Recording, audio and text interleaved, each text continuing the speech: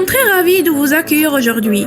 En effet, ceci est une interview avec une élève, auteure des horreurs des crimes, dédiée aux gens afin de leur donner plus d'informations sur ce roman, écrit par une jeune étudiante à l'âge de 12 ans.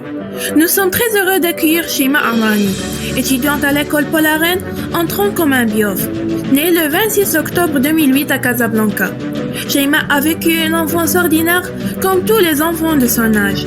Ses parents ont toujours essayé de la convaincre de considérer la lecture comme un rituel quotidien afin d'augmenter sa capacité d'écriture lors des expressions écrites.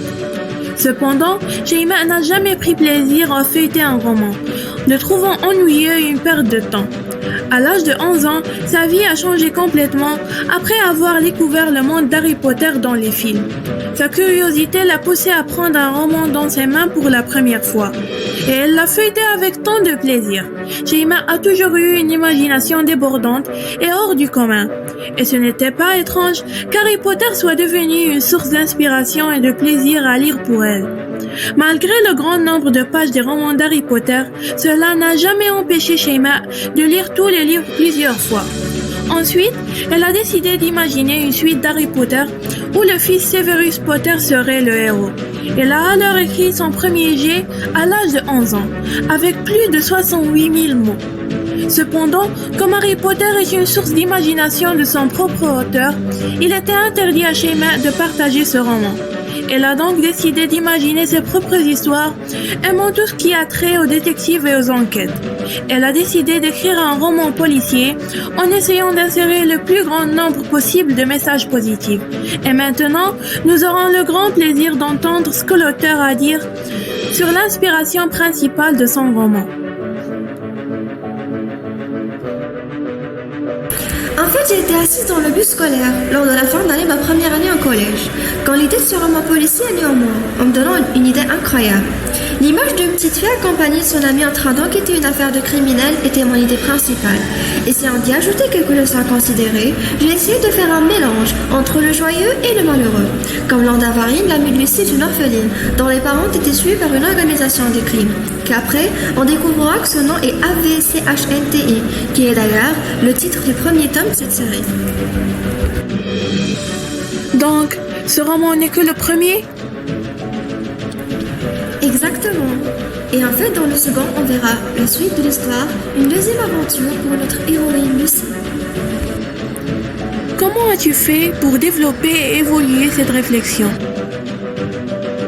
En fait, j'ai décidé d'accélérer un peu le rythme des événements après la rencontre de Lucie et son amie, étant ainsi l'élément perturbateur principal de l'histoire, puisque c'est la clé qui a déclenché la flamme en Lucie, une flamme qui va la conduire tout au long du roman. Quel est l'élément mystérieux caché dans votre roman ? L'élément caché, ou comme je l'ai nommé, la révélation la plus renversante, c'est la fin. J'ai créé une fin vraiment trop choquante, et pour offrir au lecteur un signe qui va leur motiver à terminer la lecture jusqu'à la fin pour découvrir la vérité. J'ai commencé mon manuscrit par un prologue. Pour la première lecture, c'est un peu incompréhensible, mais c'est le tout début de l'histoire. C'est pour cela qu'il ne faut jamais juger un roman avant de le terminer jusqu'à la toute dernière page. Et combien de temps as-tu passé pour terminer ce roman ? On dirait à peu près environ presque un an. Bien sûr, je n'écrivais pas tous les jours, ni toutes les semaines, ni tous les mois. Avec mes études et tout, c'était vraiment trop compliqué, surtout au milieu de l'histoire. Comment réussis-tu à maintenir un équilibre entre ton engagement dans l'écriture et tes autres engagements quotidiens ? Franchement, jusqu'à maintenant, ça reste une chose difficile, surtout que je suis maintenant au lycée et que je dois travailler plus que jamais. Passer 8 heures à l'école dans une salle de classe est très fatigant, et ceci me rend surtout pas en humeur d'écrire, puisque si je n'étais pas pleinement réveillée afin d'écrire, c'est impossible que j'écrive une bonne phrase. C'est pour cela que je consacre mon temps global d'écriture lors des vacances d'été. Et il n'y a rien de plus agréable que d'écrire en face des vagues au-dessus du sable chaud. Tout ça semble vraiment fascinant. Mais quels sont les messages que contient votre roman ? Il y en effet une multitude de messages. Des messages soit directs, soit indirects, et ça reste le travail du lecteur de les trouver en effet. Comme le roman est familial, j'ai mis l'accent sur les disputes entre mère et père, et comme il affecte les enfants. Bien sûr, ça a terminé avec un divorce déchirant qui montre les conséquences d'un mariage entre deux éléments qui ne se mettent jamais d'accord. L'amitié entre Lucie et Nanda est aussi un élément très révélateur, puisque la façon avec laquelle ces deux amis vont se rencontrer est bien si mystérieuse, et là, j'ai fait illusion au destin. Et le message le plus marquant à la fin, c'est qu'il n'y a rien d'impossible et qu'il ne faut pas se précipiter en jugeant une personne et qu'il faut toujours penser aux bonnes manières dans le but de régler ses problèmes. Comment as-tu appris à écrire? Une très bonne question. En effet, je l'ai appris toute seule, ce qui est très surprenant, parce que je vais donner un exemple. Pour cuisiner un plat, il suffit de le goûter et d'essayer de le limiter. Peut-être qu'il ne sera pas délicieux lors du premier essai, mais peut-être que tu vas le réussir lors du deuxième. C'est la même chose.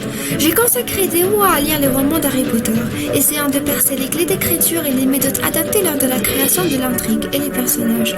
Écoutant de plusieurs conseils de chez les grands auteurs, j'ai décidé de les imiter. Cela ne fait pas de mon travail un exploit parfait, bien sûr, mais c'est une réussite parce que j'ai essayé et j'ai terminé mon travail jusqu'au bout, en étant fière.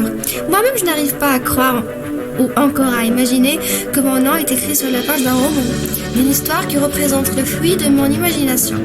Quand j'étais petite, je n'ai jamais vraiment aussi admiré mon imagination vague et exagérée, mais maintenant, je suis bien plus satisfaite de ce que je sais faire.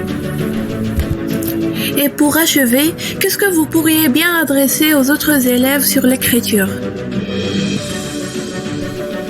L'écriture n'est pas facile et n'est non pas plus difficile. C'est illogique, mais c'est bien plus logique que l'on pense.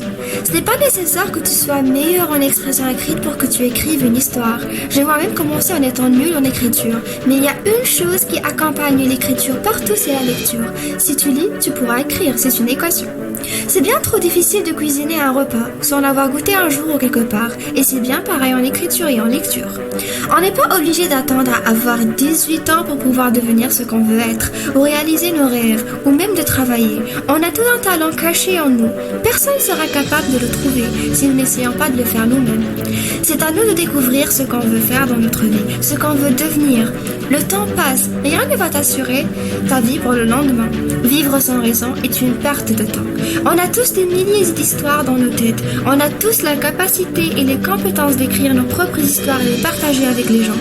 Et comme j'écris dans la biographie de mon roman, que ce soit l'écriture ou la lecture, c'est un art qui dépasse tous les autres arts. On est né un jour et on peut mourir n'importe quel autre jour. Notre vie a donc des limites et on n'aura surtout pas la chance de vivre toutes sortes de situations, de rencontrer toutes sortes de personnes et surtout de vivre de différentes aventures. Par contre, en lisant un roman, une histoire et même en écrivant une histoire, on aurait la possibilité de voyager partout dans notre place et d'une façon très divertissante, quand le roman n'est pas illustré. Car cela donne la possibilité d'imaginer les personnages comme nous les imaginons par les descriptions et les scènes décrites.